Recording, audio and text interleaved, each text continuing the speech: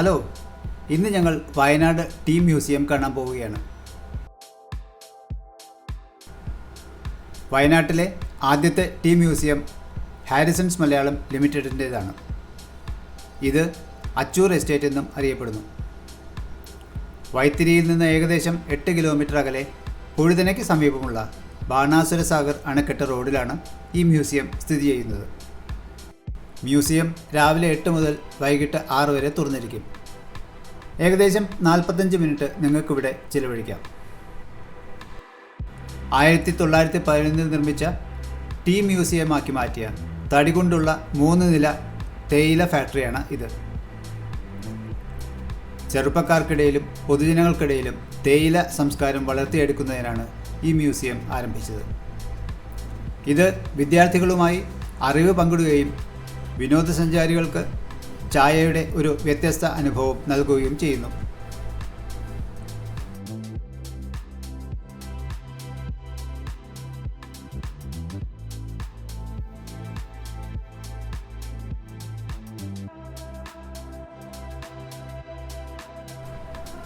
നിങ്ങളുടെ സന്ദർശനത്തിൽ ലോക തേയില വ്യാപാരത്തെയും ചരിത്രത്തെയും കുറിച്ചുള്ള ചരിത്രപരമായ വിവരങ്ങളെയും പുരാവസ്തുക്കളെയും കുറിച്ച് നിങ്ങൾക്ക് മനസ്സിലാക്കാൻ കഴിയും.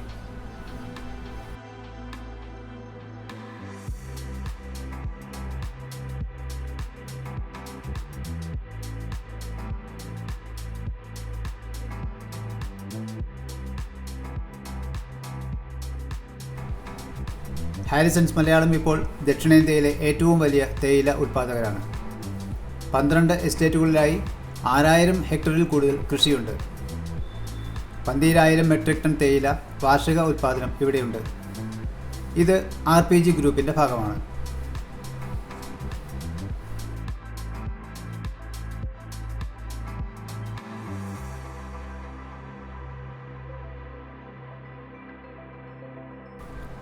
ഇതിനു മുമ്പ് കണ്ടിട്ടില്ലാത്ത ചില പുരാതന ശേഖരങ്ങൾ നിങ്ങൾക്കിവിടെ കാണാൻ കഴിയും.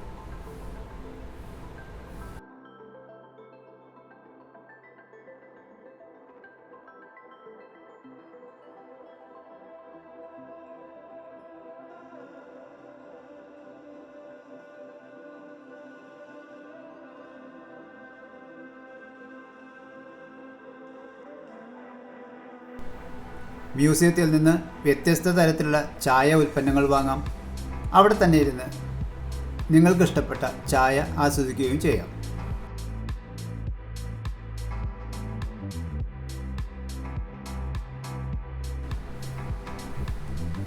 ചായയുടെ ചരിത്രവും ഉത്ഭവവും, 170 വർഷം മുമ്പ് ചായ എങ്ങനെയാണ് ഇന്ത്യയിലെത്തിയത്, ചായയുടെ കഥ, ലോകമെമ്പാടുമുള്ള ചായ ഉപഭോഗ രീതി, ഇന്ത്യയിലെ പ്രധാന തേയില കൃഷിപ്രദേശങ്ങൾ, ചായയെക്കുറിച്ചുള്ള വസ്തുതകൾ, ദക്ഷിണേന്ത്യയിലെ തോട്ടങ്ങളുടെ ചരിത്രം, അച്ചൂരിൻ്റെയും ചുണ്ടല എസ്റ്റേറ്റിൻ്റെയും ചരിത്രം, വയനാടിൻ്റെ ചരിത്രം, ചായയുടെ ആരോഗ്യ ഗുണം, എന്തുകൊണ്ടാണ് ചായ വെള്ളം കഴിഞ്ഞാൽ ഏറ്റവും പ്രചാരമുള്ള പാനീയം എന്ന് പറയപ്പെടുന്നത്, ബോസ്റ്റൺ ടീ പാർട്ടി, ടീ ടേസ്റ്റേഴ്സിനെ കുറിച്ചുള്ള വസ്തുതകൾ എന്നിവ ഇവിടെ നിങ്ങൾക്ക് വായിക്കുവാനും അറിയുവാനും സാധിക്കും.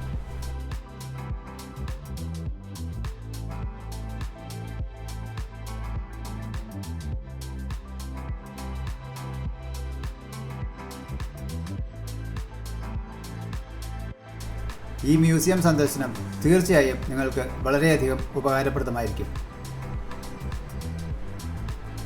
ഈ വീഡിയോ നിങ്ങൾക്ക് ഇഷ്ടപ്പെട്ടു എന്ന് വിചാരിക്കട്ടെ.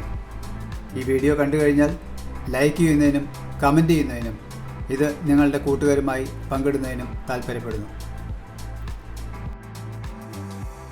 വീണ്ടും വ്യത്യസ്തമായ ഒരു നല്ല വീഡിയോയിലൂടെ അടുത്ത ആഴ്ച നമുക്ക് കാണാം.